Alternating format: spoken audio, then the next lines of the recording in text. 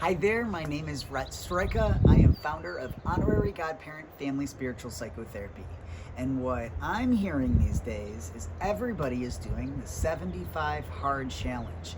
Now, I'm not saying I'm for or against the 75 Hard Challenge, but what I will say I am for as part of it is the 10 pages of nonfiction that you should read every day for personal growth and development. So what I'm going to do now is show you the top 20 books that I recommend for personal growth and development. Starting with book number 1, My Stroke of Insight by Jill Bolte Taylor. If you have a chance to ever see any of her TED Talks, she's incredible. Jill runs a wonderful department as head of the Harvard Brain Bank. In this book, she goes over when that logic side of the brain shuts down and the other side of the brain is present, how we connect with spirit, and what kind of things that she had to do in order to recover from her stroke fully. Now, bridging book number 1, we're going to go straight on to book number 2 by Jill. If you ended up loving My Stroke of Insight, or if you've already read it, then you will love Whole Brain Living. This goes even further into how to use your whole brain so that you can thrive. Thank you, Jill, for all the contributions that you've made. We really appreciate your writing. Book number 3, Waking the Tiger by Peter Levine. Peter has written tons of stuff. He's state-of-the-art on trauma. This is often recommended in a lot of master's programs for counseling and psychology. So if you have been traumatized, this might be the self-help book for you.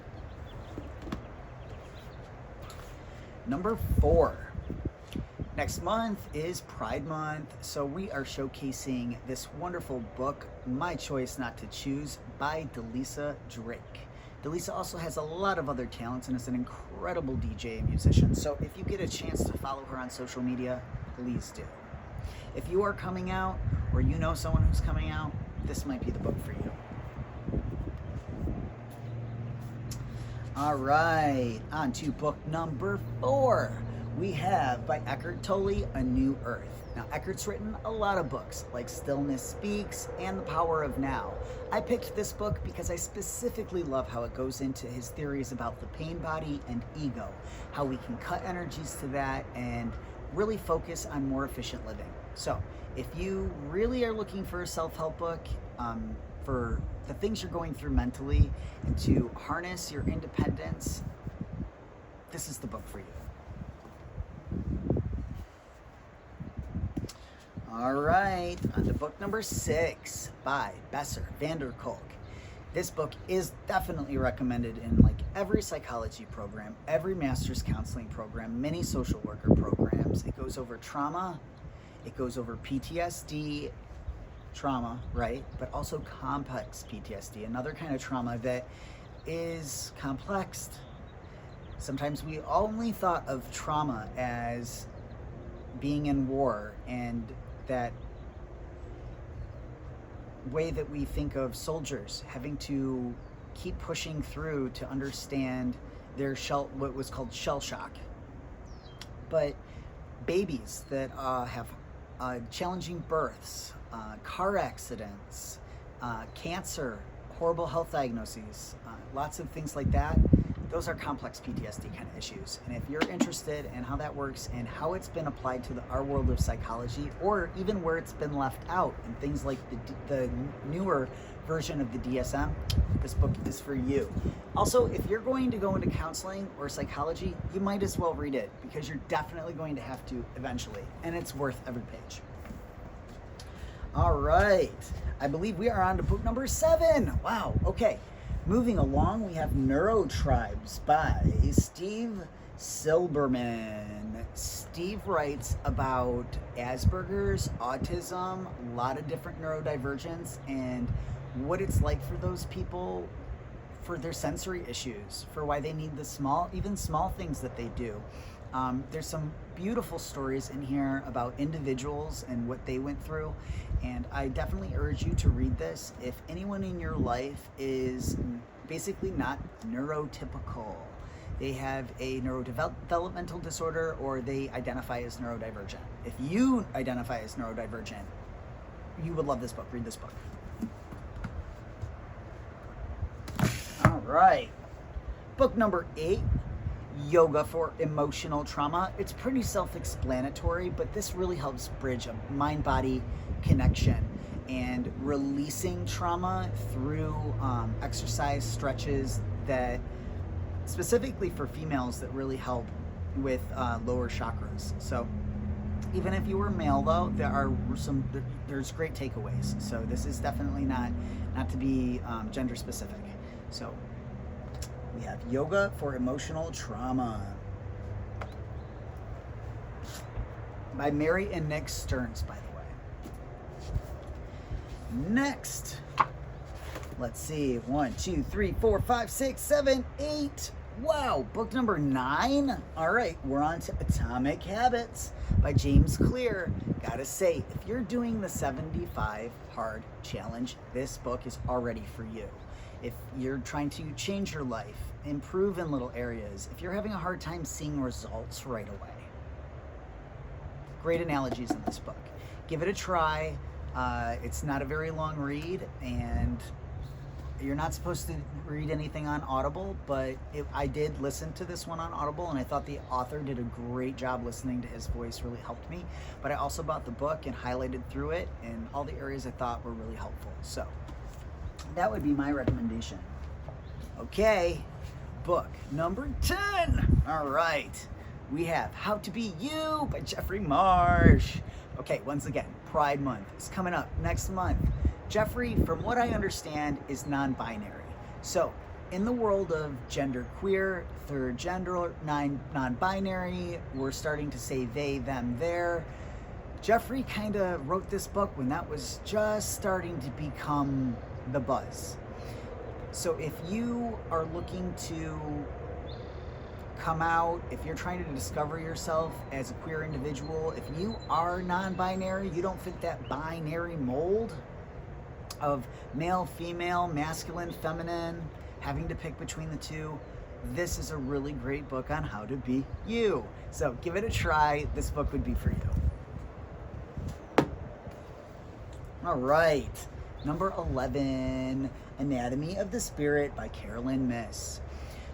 Anatomy of the Spirit bridges, once again, the mind-body connection, but also the spirit mind-body connection. So it's a little bit more of a spiritual book, and if you're interested a little bit more of the spiritual stuff, check this one out a little bit more. This book might be for you. Book number 12. I love all the 5 Love Languages books by Gary Chapman, but this one is specifically 5 love languages for children. I own all of them, but this one really connects us to our inner child so that we can help kids and love them how they want to be loved. I once heard the golden rule is treat others how you want to be treated, but the platinum rule is treat others how they want to be treated. So, are we loving kids how they want to be treated? And how did you like to be loved as a kid? If you get a chance, check out the 5 love languages online and take the test. You might be surprised thinking one of your 5 love languages for sure, and you're so certain that that's going to be it. And when you get the results, it's different. And it gets you to really start thinking. You're like, wow, I guess that might be true. Wow, I didn't really realize about myself. So that's kind of the self-help journey that I believe you're supposed to kind of go on, doing the 75 hard challenge. Maybe give this book a try. Or really any of them in the series, but that one is specifically the one I wanted to share. All right. I believe we're on to 13. Are we really already on 13? 1, 2, 3, 4, 5, 6, 7, 8, 9, 10, 11, 12. 13. Wow, we're speeding along. All right, this one is called Perfect Health. It's by Deepak Chopra. Now, if you're doing the 75 Hard Challenge, you have to pick a diet. This might be a 2 birds with 1 stone, as they say, kind of situation, where you're not only reading your 10 pages of self-help stuff a day, but you're also learning a new diet and way of living. So Deepak breaks this down into, and Ayurveda is like an Indian form of natural medicine, and I'd say we would call that a alternative medicine kind of genre, holistic for sure. He breaks it down into three things: Vata, Pitta, and Kapha. And you're one of those three.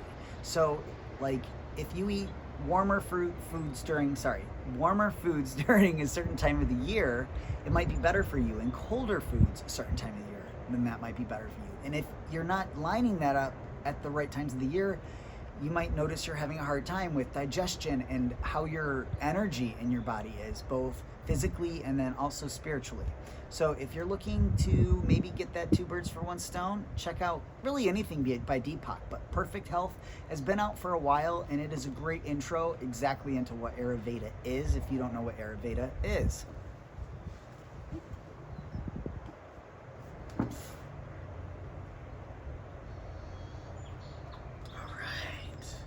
We're on book 14 now.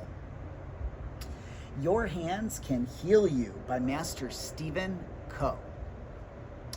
Master Stephen Co. leads a great meditation at least twice a week. It's called Anchor the Light. You can find all his information on his website, masterco.com.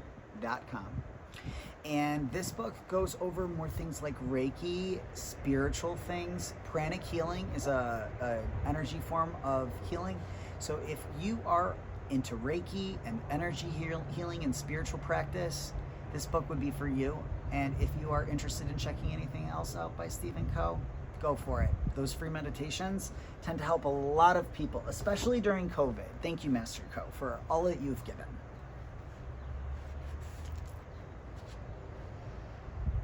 Book number 15. All right, we have Loneliness by Clark Moustakis. Clark's written probably over 100 books, so you can find a lot of great things on him. I picked this book because it's a quick read if you want to kind of a little taste of what Clark is about. Who's Clark Moustakis, you say? He's the father of humanistic psychology. But Carl Rogers is the father of humanistic psychology. Yeah, Carl Rogers was credited with a lot of things for humanistic psychology, and Clark Moustakis really didn't get his time to shine.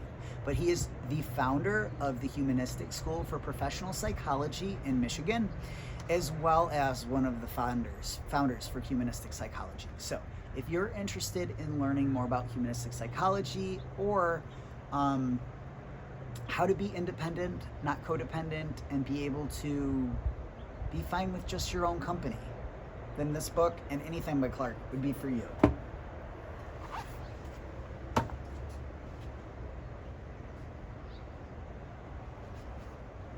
Book number 16, The Boy Who Was Raised as a Dog. Now, this is a childhood trauma book. We often are recommended to read this in a lot of our master's programs too.